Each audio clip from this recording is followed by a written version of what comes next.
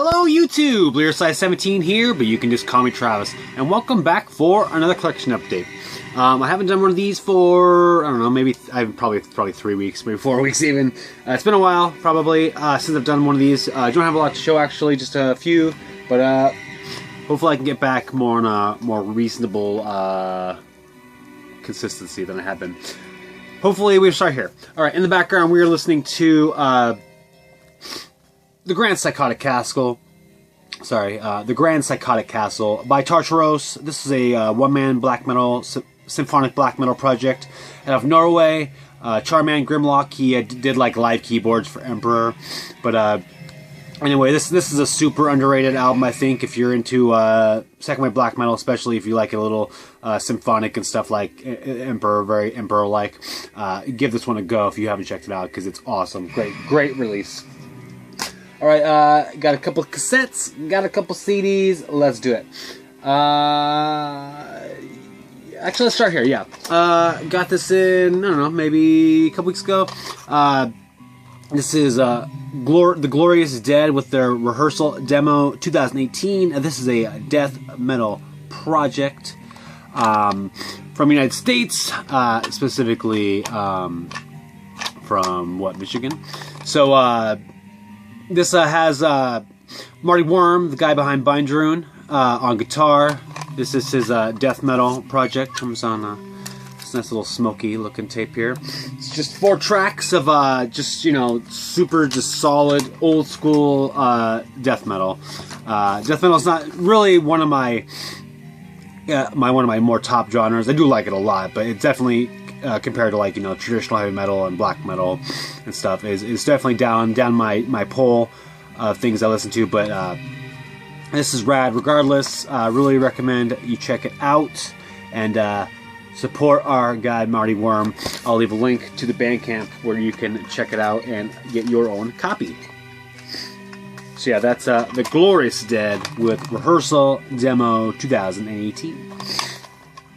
Alright, second up, another cassette here. This is another release from a band that I'm super into.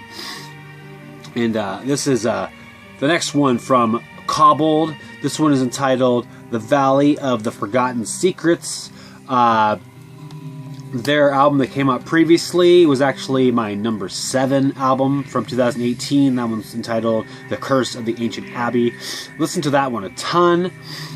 This is a dungeon synth project out of Italy that just makes me this is my favorite dungeon synth project by far. Just like, I don't know, there's something about them that just sounds different than everyone else for me.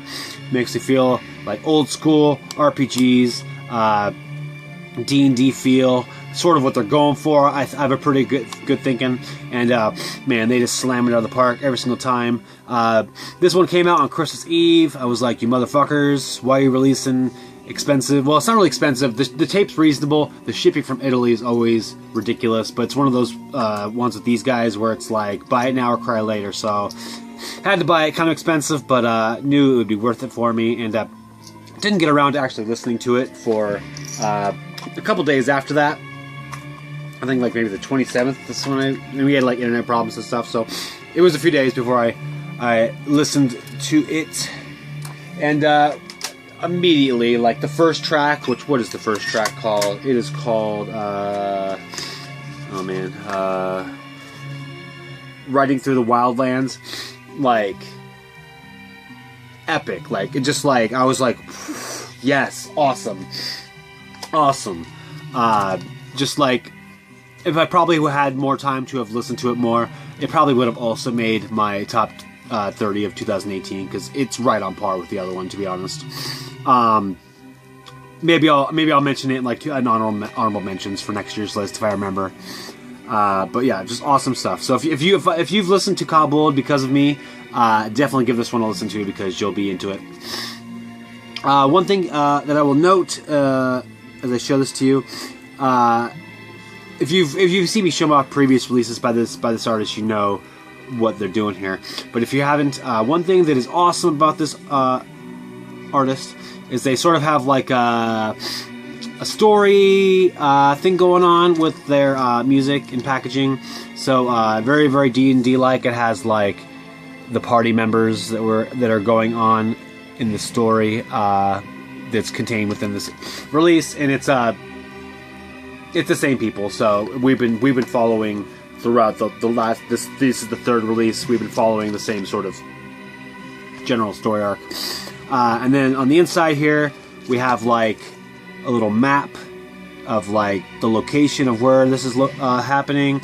And if you can see on here, there's like little numbers like 1, 2, 3, etc. And that corresponds with the track numbers. So that's pretty cool. It's really fun. There's some more at the top here actually with a little long corridor.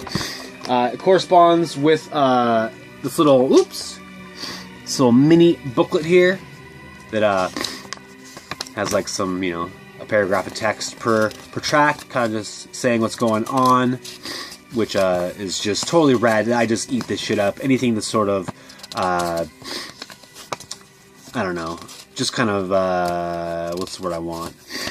I don't want to say gimmicky, but like gimmicky is not bad, but anything that's just sort of like, I don't know, different and kind of cool, kind of just piques my interest just based on the fact of that alone. So that's cool. Really enjoy that. I still actually just reminded earlier today that I still would like to do a dramatic reading of that first Kobold record, just to see how that would go. I think that would be fun, and maybe people would like it. And if maybe I'd end up doing all three. We'll see if I ever get around to it, because not exactly something you can just pound out in half an hour. Anyway, awesome release. Dungeon Synth Kobold also came with a little button of our buddy a Kobold there.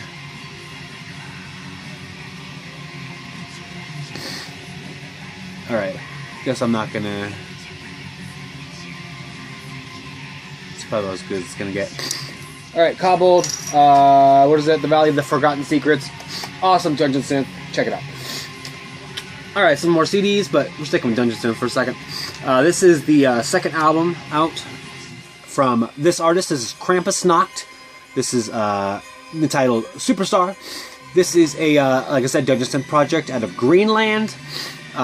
This guy, he had one that came out last year also, which I think was self-titled.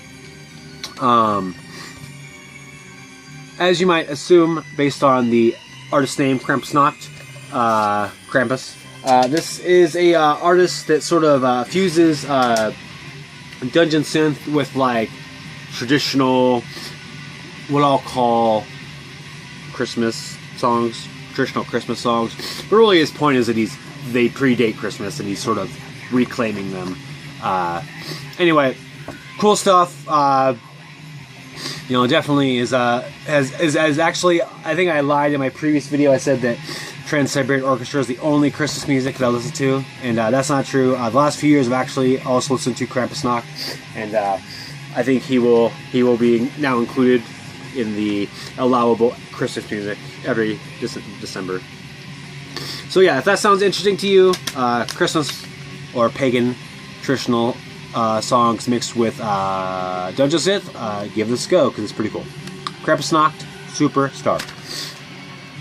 Alright, last but not least, this is post-rock artist out of Sweden, I think they are. I wish I would remember because I'm not totally sure, but yeah, this is Yndi Halda, and the album is called Enjoy Eternal Bliss, which I think actually is also what Yndi Halda is also. I think that's like Viking or something for Enjoy Eternal Bliss, something like that. Anyway, like I said, this is post-rock. Has like a little, well, I can't think what this is called right now.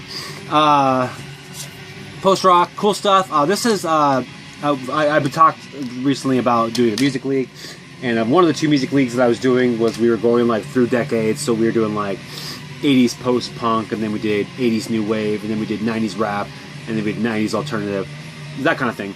So when we got to the 2000s, one of the genres that we did was post-rock, and I've listened to a little bit of post-rock, but like not really that much at all.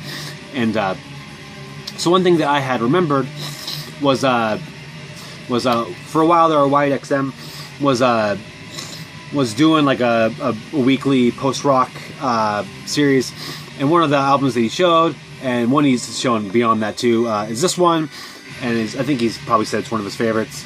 And so I at some point I listened to it, and you know, I didn't like super love it, but I thought it was cool and enjoyed it, and kind of like added it to my at some point pickup lists, and obviously never did. But anyway, when it came around to submitting my song for the Music League for 2000s post rock, I immediately thought of this album, and so I listened to it a few times, and it was no question to me that I was definitely going to submit the final track of the album, which is entitled Illuminates My Heart, My Darling! Exclamation point. And yeah, that song is just awesome. Just super cool. Good job at like slow build up to an awesome crescendo, which I think is one of the cool things that I think post rock does really well.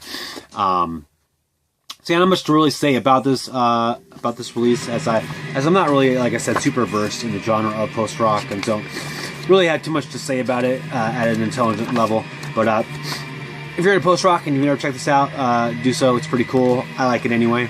And just, you know, it's just a cool kind of I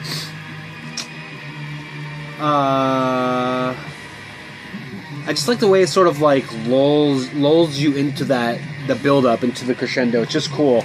I don't know, the cool guitar sounds. The guitar tones are great. Cool violin usage. Just, I don't know, cool stuff. Check it out if you're into post rock. Give it a go. I like it. So yeah, that's Yndi Halda with Enjoy Eternal Bliss. Alright, that's it for this week. Yeah, that's all I got. So thanks for watching. Thanks for subscribing. If you're familiar with any of these releases, please let me know what you think of them, and otherwise, have a great day.